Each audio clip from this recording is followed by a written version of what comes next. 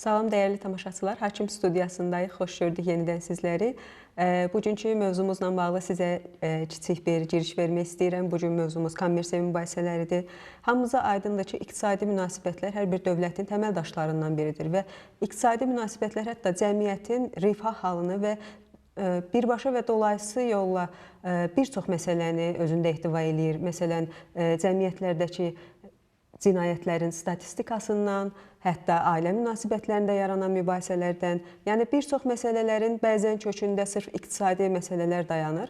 Əlbəttə ki, bunu nəzərə alaraq dövlətlər, bütün dövlətlər iqtisadiyyatın təşəkkül tapması, daha da inkişaf eləməsi üçün daha çox tədbirlər görürlər və təbii olaraq iqtisadi mühit inkişaf etdikcə iqtisadi mübahisələr yaranır, iqtisadi mübahisələrin sayında artım müşahidə olunur.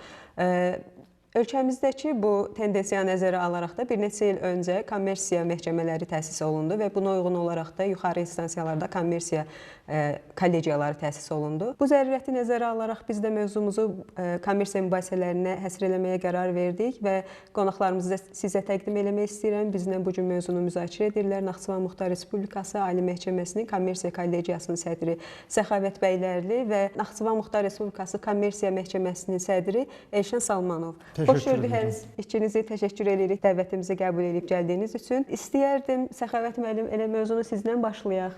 Nəyə görə? Çünki kommersiya mübahisəsi deyəndə hamıya birbaşa aydın olmur. Bəzən insanlar başa düşmürlər, heç burada söhbət nədən gedir. Ona görə bəlkə kiçik bir izahla başlayaq. Yəni, kommersiya mübahisəsi nədir? Bunu mülki mübahisədən nə ilə fərqləndirə bilərik? Ayşən xanım, dəvət elədiyiniz üçün təşəkkür edirəm. Kommersiya termini 2019-cu il 9 iyul tarixdə edilmiş qanunla bizim mülki prosessual qanunvericiliyə gətirilibdir. Yeni termindir, yəni ümumi mənada işlədilən termin olub. Lakin qanunvericilik baxımından işlənməsi 2019-cu il 9 iyul tarixindəki mülki prosessual qanunvericiliyə edilmiş dəyişiklik nəticəsində öz əksini tapıbdır. Ümumiyyətlə, kommersiya dedikdə, qısa formada desək, ticarət əlaqəsi, ticarətdə vasitəçilik xidməti, ticarət xidmətinin marketinqi və sair mənalarda başa düşülür. Amma geniş mənada bu sözü işlətdikdə biz sahibkarlıq fəaliyyətini başa düşürük ki, kommersiya qanunvericiliyə görə sahibkarlıq fəaliyyəti deməkdir.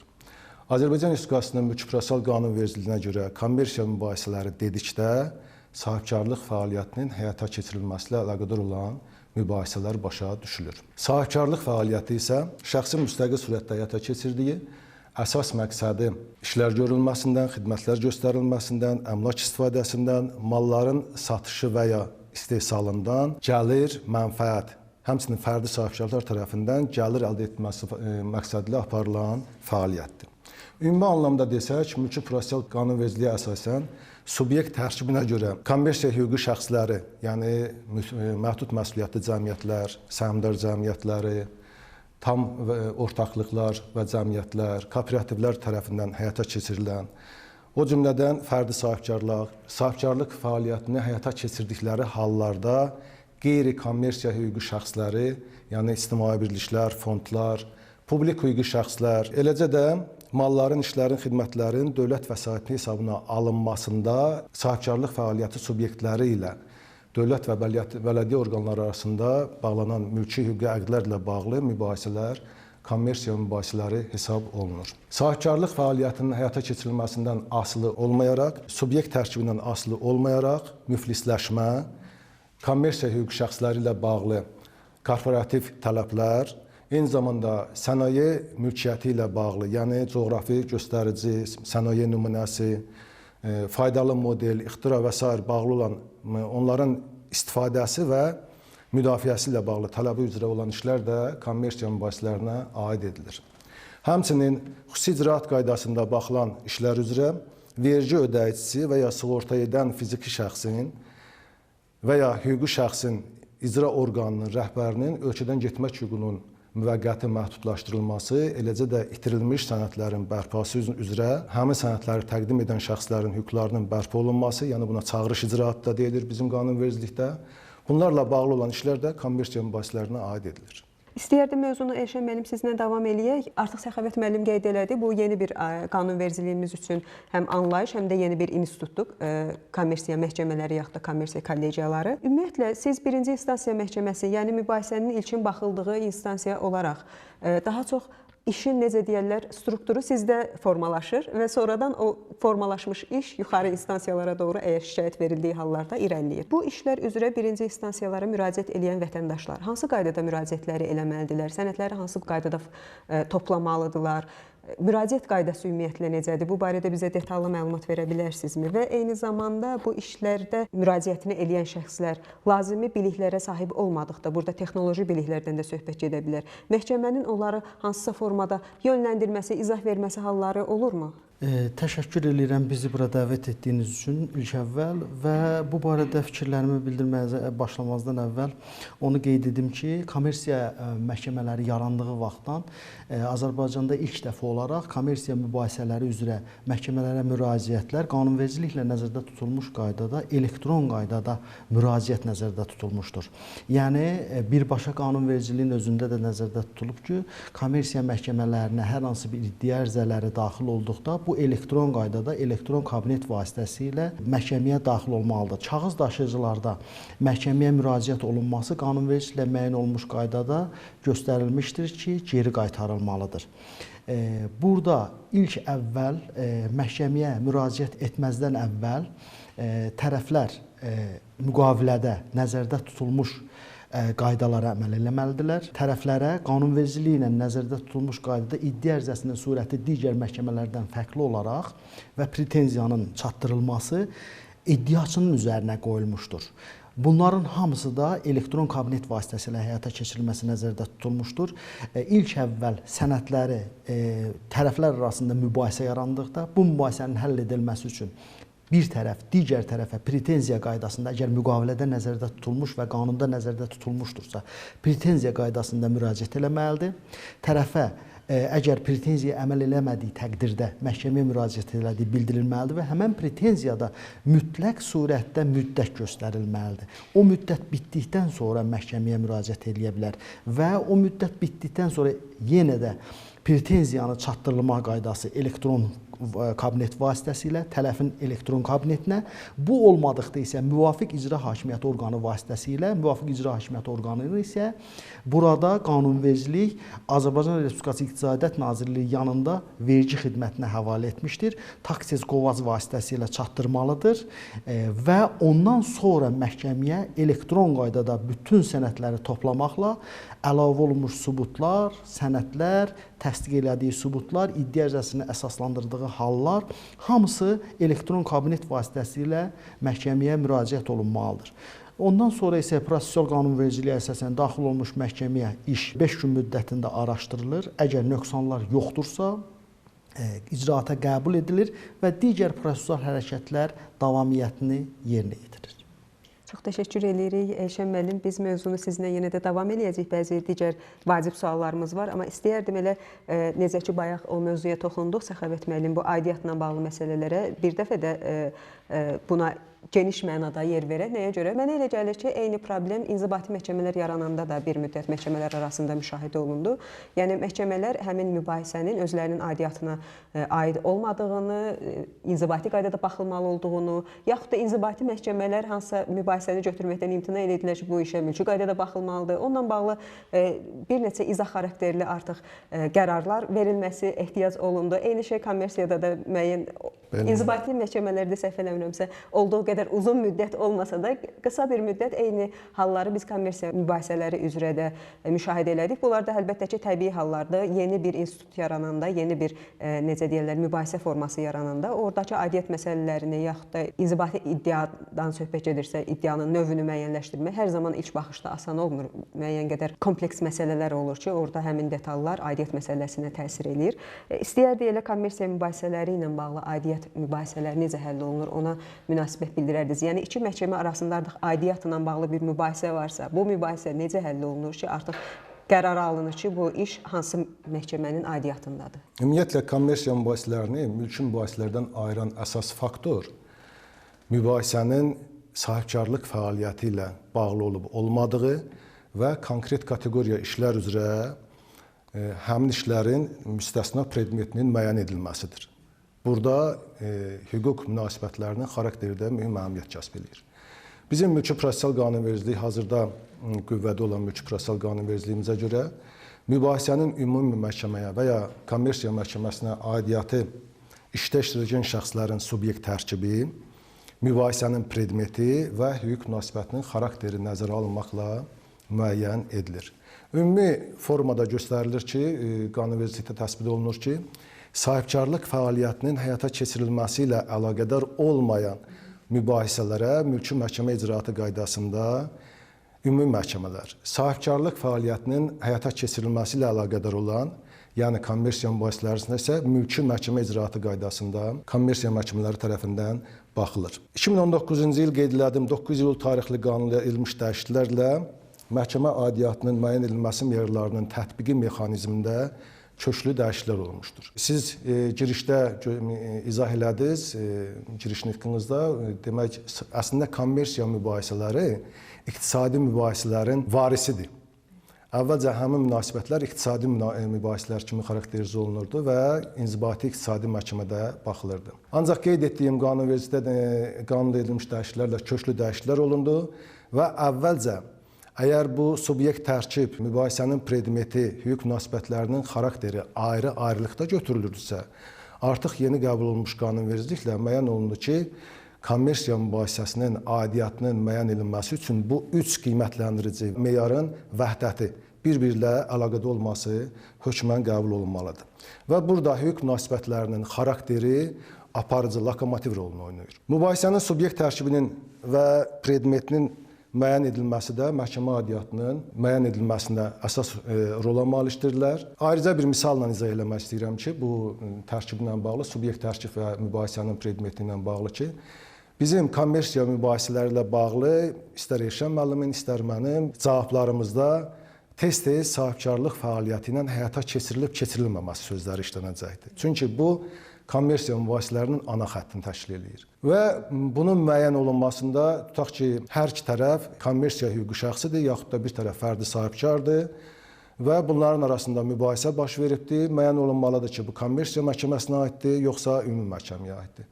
Axı hər ikisinin sahibkar statusu var. Misal üçün, bank fərdi sahibkara kredit verir və bankın bu fəaliyyəti sahibkarlıq fəaliyyətinin həyata keçirilməsinə əlaqədardır. Ancaq müəyyən olunur ki, bu fərdi sahibkar həmin krediti sahibkarlıq məqsədi ilə deyil, şəxsi istifadəsi, şəxsi istehlakı məqsədi ilə götürülmüşdür. Yəni kredit istehlak məqsədindən götürülübdür.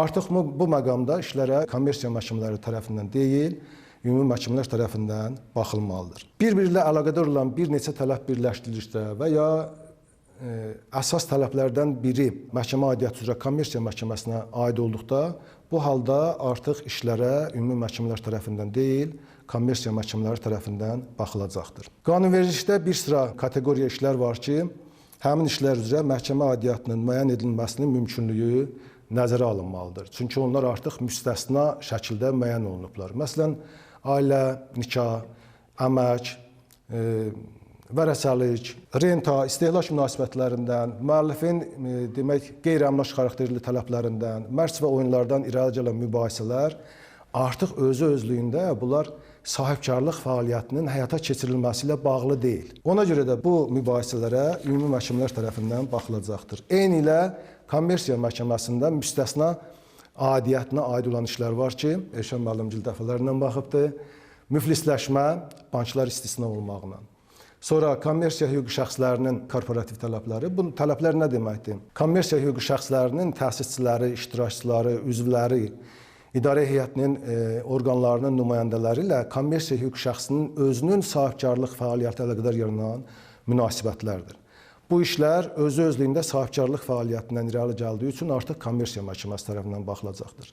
Eyni zamanda bankların könüllü demək, öhdəliklərinin restrukturizasiyası, yəni kreditlərin və onun ödənilməsi şərtlərinin dəyişdirilməsi işləri birbaşa Kommersiya Məhkəməsinin sahibkarlıq fəaliyyətindən bilavasitə aid olduğuna görə kommersiya məhkəmələri tərəfindən baxılacaqdır. Fiziki şəxslərdən fərqli olaraq sahibkarlıq subyektlərinin, qeyri-hökumət təşkilatlarının, publik hüquqi şəxslərin, bələdiyyələrin, dövlət orqanlarının su, qaz və elektrik enerjisindən istifadə etmə üzrə fəaliyyətləri var.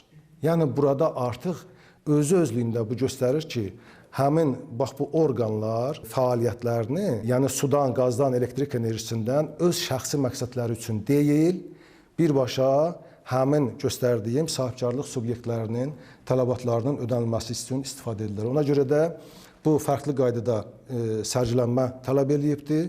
Həmin işlərə də Kommersiya Məhkəməsində baxılmalıdır. Sahibkarlıq fəaliyyətinin həyata keçirilməsi ilə bağlı bizim məlum kommersiya və ümumi məhkəmələrdə işlərin baxmasının aidiyyatının müəyyən edilməsi qərarında bir istisna nəzərdə tutulub ki, hüquq münasibətlərinin xarakterindən asılı olmayaraq, sahibkarlıq fəaliyyətinin həyata keçirilməsi ilə əlaqədar olmasına baxmayaraq, fərdi sahibkar statusuna malik olmayan, yəni vergi ödəyicisi kimi vergi orqanında qeydiyyatdan keçməyən, yenə deyirəm, fərdi sahibkar statusu almayan şəxsin göstərdiyi qanunsuz sahibkarlıq fəaliyyəti ilə bağlı münasibətlər, mübahisələr artıq kommersiya məhkəmələri tərəfindən baxılmayacaqdır. Çünki o vergi orqanında qeydiyyata alınmayıbdır və istər ona qarşı iddia qaldırılsın, istər onun tərəfindən iddia qaldırılsın, istərsə də ona qarşı iddia qaldıran, işdə iştirak edən şəxsin özü qanuni olaraq sahibkar statusuna malik olsun, həmin işlərə ancaq və ancaq ümumi məhkəmələrdə baxılacaqdır. Məsələn, tərəflər arasında sahibkarlıq fəaliyyəti ilə bağlı müqavilə bağlanıbdır, kredit verilibdir, ipoteka qoyulubdur və sonuçda cavabdeh tərəfindən bu müqavilənin tələblərinə əməl olunmayıbdır, yaxud da ki, lazımi qaydada əməl olunmayıbdır. Nəticədə bank iddia qaldırıbdır, artıq həmin ev hərrac qaydasında, ipoteka qoyulan ev, hərras qaydasında satılıbdır və keçibdir bankın mülkiyyətinə. Görürsünüzmü, bütün fəaliyyət sahibkarlıq fəaliyyəti qaydasında gedir. Həm kredit müqaviləsi götürən həmin pulu sahibkarlıq məqsədi ilə götürübdür, həmin məqsədlərə xərcləyibdir.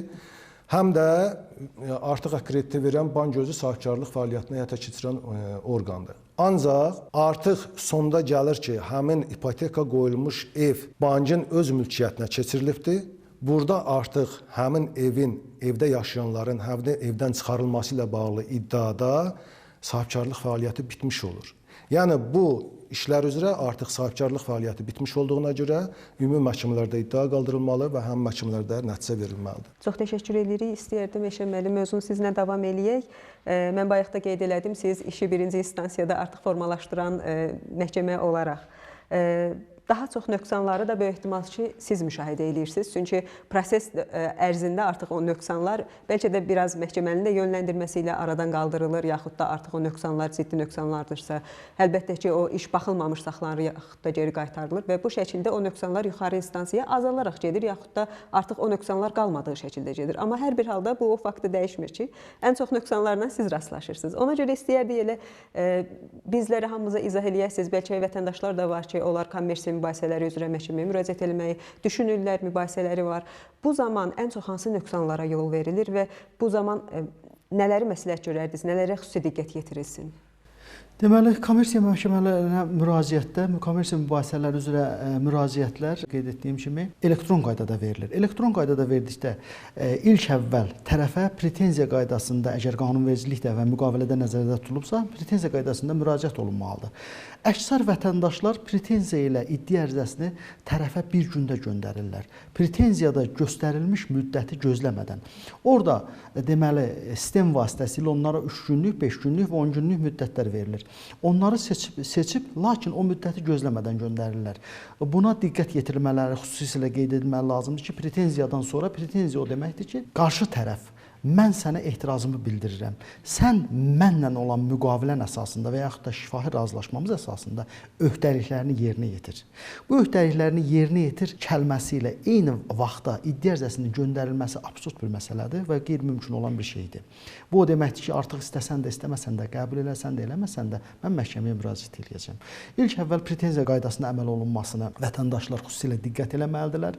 Ondan sonra iddia ərizəsini tam orada ekranda göstərilmiş, yəni elektron qaydada göndərildiyindən ekranda şkalalar açılır və bütün şkalalar doldurulmaqla şəxsi məlumatlar, iddiasının adı, ünvanı, mobil nömrəsi, e-mail adresi, eyni ilə cavabdehin, digər tərəflərin, əgər gələcəkdə hər hansı bir iş üzrə şahid qismində dindiriləcək şəxslər varsa, onların bütün rekvizitləri qeyd edilərək müraciət olunmalıdır. Və burada əksər hallarda, məsələn, biz vətəndaşları narazı salmamaq üçün, vaxt içisinə yol verməmək üçün olan nöqsanların icraata qəbul edirik işi və müəyyən müddət veririk ki, göstərilən nöqsanlar aradan qaldırıla bilən nöqsanlardır. Məsələn, rüsum kəsiri və yaxud da rüsumun ödənilməməsi ilə avtomatik olaraq mülki prosessual məcəllələrdə qeyd edildiyi kimi geri qaytarılır. Rüsum kəsirlərini adətən belə eləyirik ki, müəyyən müddətə bu rüsum kəsirləri aradan qaldır və məhkəməyə bu qəbzi təqdim et. Əgər göstərilmiş nöqsan aradan qaldırılmadığı təqdirdə iş məhkəmə hazırlıq iclasında baxılmamış saxlanılacaq. Bunu vətəndaşın diqqətinə çatdırırıq. Bu nöqsanlara yol verirlər. Əlavədən olaraq deməli səhvən bir neçə dəfə bu təkrarlanıbdır. Nümayəndə özünü cavabdeh kimi göstəribdir. Bu işin əslində biz etibarnaməsini görürük işin içində, təqdim olunmuş işlərin içində və tərəfə müraciət eləyərək bunu da yenə icraata götürərək bunu dəyişdirilməsini bildiririk ki, əslində siz özünüzü cavabdeh kimi göstərmisiniz. Gələcəkdə kəsilən tələb hər hansı bir hüquqi şəxsin və yaxud da hüquqi şəxsin olmayan sahibkarlıq fəaliyyətlə məşğul olan fiziki şəxsin nümayəndəsindən tutulacaq bir məbləğ olacaq. Bunları da aradan qaldırırlar. Məqsədimiz hər halükarda vətəndaşların məhkəməyə əl çatanlığının asanlaşdırılması və kommersiya mübahisələri üzrə qanunvericiliyə edilən dəyişikliklərdən sonra elektron qaydada müraciət isə tamına vətəndaşla tam şəffaf olaraq heç bir ünsiyyət qurulmadan məhkəmə ilə kənardan, hətta qanunvericilikdə elə bir şərait yaradılıb ki, elektron sistem vasitəsilə məhkəmə iclasına gəlmədən tərəflər fikirlərini bildirərək elektron sistem vasitəsilə məhkəməyə bildirə bilərlər və məhkəmə onları əgər şübhələr yarandıqda sənədlərin əslini tərəfdən istəyir və özündə aradan olan şübhələri götürür.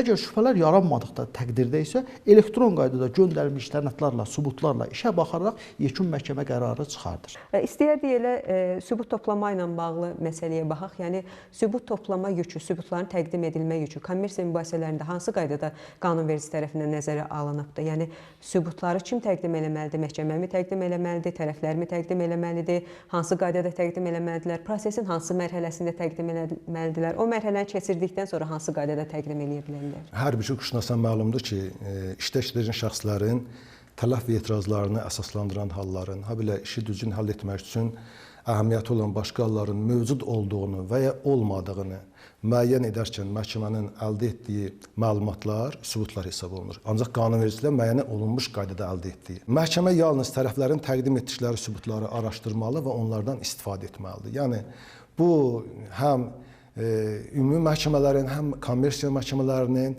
bütün işlərdə deyim ki, istinad etdiyi normalardır.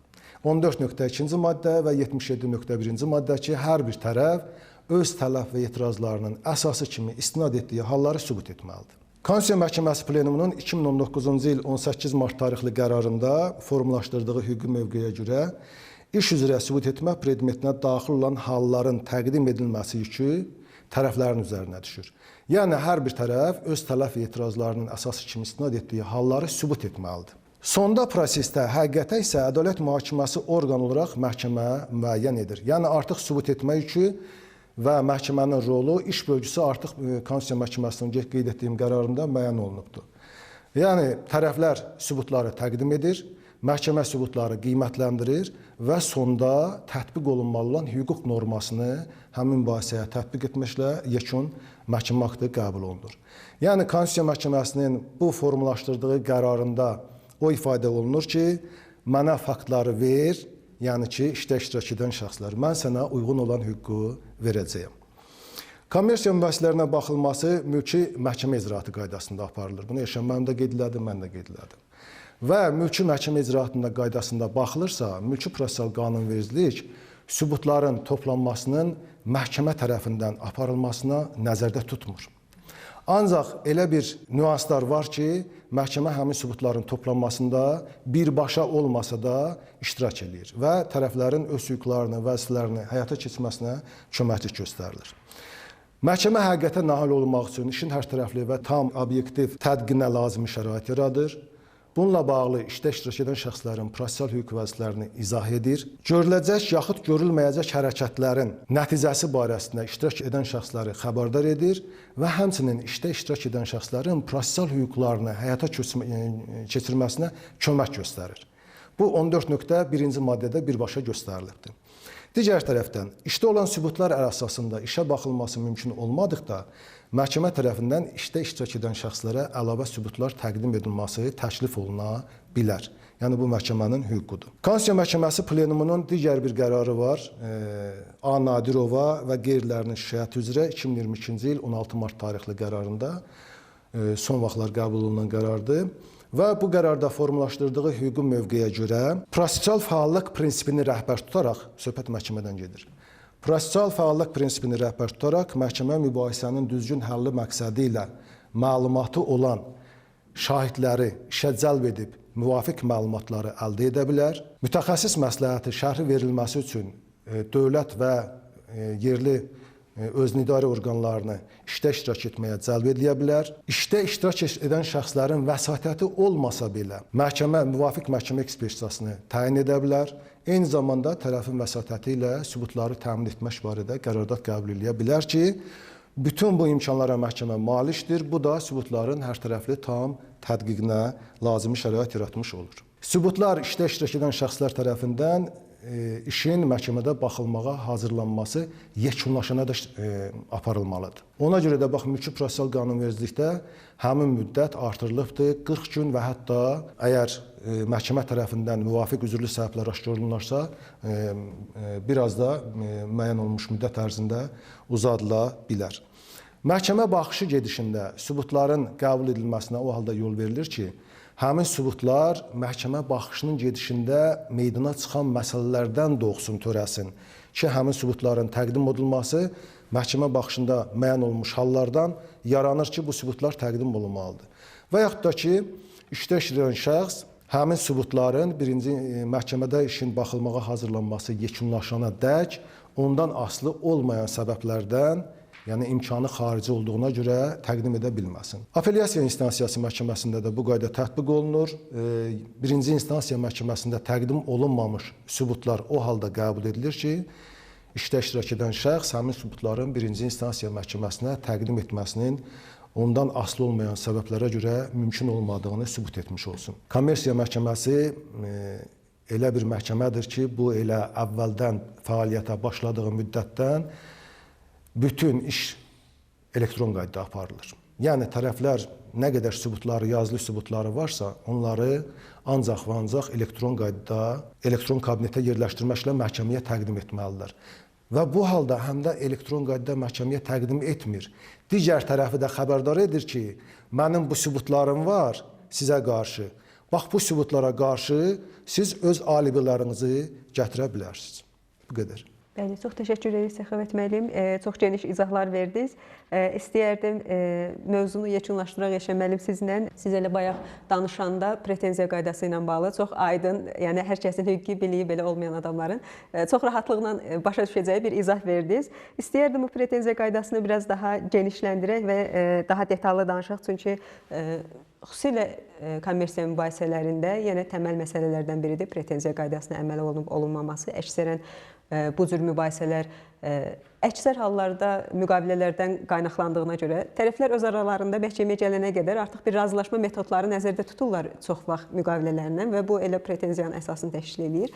İstəyərdik bu barədə daha ətraflı məlumat verəsiniz və əgər pretenziya qaydası nəzərdə tutulubsa, amma vətəndaş pretenziya qaydasına əməl eləmədi və birbaşa məhkəməyə gəldi. Bu halda məhkəmənin tutduğu mövqe hansı qaydada olur? Deməli, verilişə çağırılmamışdan əvvəl mən bu mövqeyə gəldim ki, burada maddələrlə danışmayacağam. Çünki biz hüquqşünaslar üçün bu verilişi hazırlamırıq. Biz vətəndaşlar üçün hazırlayırıq. Vətəndaşın öz dilində, başa düşəcəyi dildə danışmağımız daha effektiv nəticələr verəcəyindən mən heç bir maddədən istifadə eləmədim və yenə də istifadə eləməyəcəyəm. Pretenziya qaydası vətəndaşlar arasında olan müqavilələr nəticəsində və yaxud da onların şifahi razılaşması, deməli işgüzar adətlərə əsasən bir çox hallarda buna rast gəlirik ki, işgüzar adətlərə əsasən ondan şifahi razılaşma əsasında həyata keçirirlər. Kişi sözü deyilən bir şey vardı, terminologiyası vardı. İşgüzar adətlərdə söz verib də eləməlidir. Və pretenziya, lakin bu hallarda heç bir pretenziyadan söhbət getmir. Müqavilədə nəzərdə tutula bilər ki, pretenziya qaydasına əməl olunmalıdır və yaxud da digər qanunvericiliyin şərtlərində. Əgər pretenziya qaydasına əməl etmədən məhkəməyə müraciət olunursa, Mülki Prosessual Məcəllənin müvafiq maddəsinə əsasən qeyd şərtsiz geri qaytarılır. Ki, pretenziya qaydası nəzərdə tutulub və siz buna istinad etməmisiniz və vətəndaşı, digər tərəfi bu barədə xəbərdar etməmisiniz. Əgər pretenziya qaydasına əməl etmədən məhkəməyə müraciət edibsə və məhkəmə bunu nəzərə almadan icraata götürübsə, əgər bu halda məhkəmə ilkin olaraq bunu diqqət eləməlidir ki, pretenziya qaydasına əməl etmədən bu hüququnu itirmiş sayılırmı? İtiribmi hüququnu? Əgər itiribsə, artıq bu barədə deməli hakim icraata xitam verir. Əgər itirməyibsə, işi baxılmamış saxlayaraq vətəndaşa hüququnu izah eləyir ki, sən öz tərəf müqabilinə pretenziya qaydasına əməl etdikdən sonra müvafiq qaydalara əməl eləyərək məhkəməyə yenidən müraciət edə bilərsən. Məhkəmənin mövqeyi tam qanunvericiliyi ilə göstərilmiş şəkildə bu istiqamətdə aparılmalıdır. Çox maraqlıdır. Siz qeyd elədiniz, pretenziya qaydasına əməl eləmədiyi halda bu hüququ itiribsə artıq geri qaytarırsınız, yəni baxmırsınız. Bax, tam olunur. Tam olunur hətta. İtiribsə. Bəli. İtirməyibsə, baxılmamış saxlanılır. Hər bir halda pretenziya qaydasına əməl edilmədən gəlmiş mübahisəyə baxılmır. Yəni daha doğrusu o mübahisə üzrə nəticə verilmir ona. Nəticəni əldə edə bilmir. Yekun nəticə daha verilmir. aydın belə deyək. Bəli. Yekun nəticə verilmir. Bəli. Ona görə bunu qeyd elədik ki, yəni pretenziya qaydası çox önəmlidir. Pretenziya qaydasına əməl eləməyib keçdiyiniz halda istədiyiniz hüquqi nəticəni, arzu olunan hüquqi nəticəni almaq demək olar ki, mümkünsüzə yaxındır. Ona görə pretenziya qaydası da tərəf müqavillər arasında bir-birinizlə danışın, ünsiyyət qurun, bəlkə razılaşdınız deməkdir.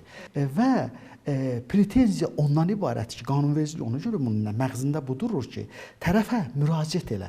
Bəlkə hər hansı bir ünsiyyət quruldu, bəlkə ödəmə aparıldı və yaxud da bəlkə öhdəlik yerinə yetirildi. Bəlkə siz razılaşdınız. Əslində burada kommersiya mübahisələri də digər bir tərəfi ilə mülki xarakterli münasibətlər olduğuna görə tərəflərin öz aralarındakı razılıq hər şeyin üzərindədir. Məhkəmə sadəcə bu razılığın hansı qaydada əməl olunub olunmadığını, tərəflərin öhdəliklərini hansı qaydada əməl elədiklərini yaxud da öhdəlikdən nə qədər qaçındıqlarını müəyyən eləyir müəyyən tərəfi ilə və o razılığın necə könüllü yox da artıq könüllü aydın məsələdir ki, həyata keçirilməyibdir. Məhkəmə qaydasında yenə də gəlib öz həllini tapması üçün, yenə də o razılığın həyata keçirilməsi üçün fəaliyyətini göstərir, belə çıxır ki. Bəli, elədir, tam haqlısınız fikirlərinizdə. Məhkəmə mübahisələrə baxır. Hakim ilk əvvəl tərəflər arasında mübahisənin nə üzərində qurulduğunu müəyyən eləməlidir və o mübahisənin ən aşağı həddə çatmasını təmin etmək üçün, yəni mübahisəni tərəflər arasında mübahisəsizliyə çatdırmaq üçün səylərini göstərməlidir. Əslində düşünürük ki, kommersiya mübahisələri illər keçdikcə artım tempi ilə davam edəcək. Çünki iqtisadi mühit və iqtisadi münasibətlər artdıqca bu günün tələbi olaraq baş tutan bir münasibətdir və demək olar ki, hüquqşünaslar üçün işin ən çətin tərəflərindən biri hər zaman mental tərəfləri olur. Bu ailə mübahisələrində ola bilər, bu bəzi mülki mübahisələrdə ola bilər, xüsusilə cinayət və inzibati xəta ilə bağlı məsələlər də hər halda insan olaraq hüquqşünaslara təsir edən məsələlərdir. Amma deyə bilərəm ki, kommersiya mübahisələri bəlkə də mental yükü ən yüngül olan mübahisələrdir. mübahisə tiplərindən biri ola bilər. Əlbəttə, əgər yanılıramsa məni düzəldin, xahiş edirəm. Hər bir halda, yəni kommersiya mübahisələrinin artımındakı çünki əsas səbəblərdən biri iqtisadi mühit artdıqca iqtisadi münasibətlərin artmasından qaynaqlı olur. Nəinki hansısa cəmiyyətdəki bir dejenerativ pozulmadan deyil, daha çox münasibətlərin artımından qaynaqlıdır. Ona görə düşünürük ki, biz bu cür mövzulara gələcəkdə yenə də yer verəcəyik. İlkin mövzumuz idi kommersiya münasibətləri ilə bağlı və sırf məhkəmələrə müraciət və ümumi qaydalar üzərində danışdıq. Bundan sonrakı mövzularımız daha xüsusi münasibətlər üzərində ola bilər, xüsusi necə deyirlər, müqavilələrlə bağlı ola bilər, hansısa tip müqavilələrlə bağlı ola bilər, hansısa xüsusi bir mübahisə növü ilə bağlı ola bilər. Hər bir halda bu mövzular sizə maraqlıdırsa, bizi izləməyə davam eləyin. Sizə qonaqlar təqdim eləyirəm. Yenidən bizlə mövzunu müzakirə etdilər. Naxçıvan Muxtar Respublikası Ali Məhkəməsinin Kommersiya Kollegiyasının sədri Səxavət müəllim bəylərli və Naxçıvan Muxtar Respublikası Kommersiya Məhkəməsinin sədri Eşən müəllim Salmanov. Çox təşəkkür edirəm. Dəvətimizi qəbul elədiniz. Ağır iş cədvəlinə baxmayaraq mövzunu bizlə müzakirə etdiniz və əziz tamaşaçılar, sizə təşəkkür edirik. Zamanınızı ayırdınız, dəyərli zamanınızı bizi izlədiniz və dinlədiniz. Ümid edirik ki, sizin üçün faydalı oldu. Təşəkkür edirik, minnətdarıq.